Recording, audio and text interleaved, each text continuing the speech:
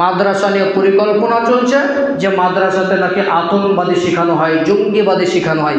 আরে ভাই, যেই মাদ্রাসা একটা পিপিলিকা মারার জন্য হাদিসে বলছে যে পিপিলিকা তোমরা মারতে পারো না, সে হাদিসে মানুষকে কিভাবে মারতে পারে?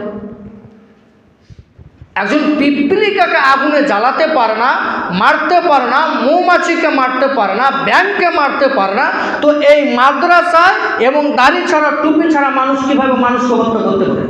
এরা তো ব্যাঙ হত্যা করতে পারে না, তো মানুষ কীভাবে হত্যা করে? এরা তো পিপিলিকে হত্যা করতে পারে না, তো মানুষ কীভাবে হত্যা করে? আজব দুনিয়া চলছে। যে মানুষ পিপিলিকাকে মারতে পারে না, সে মানুষকে মারতে পারে?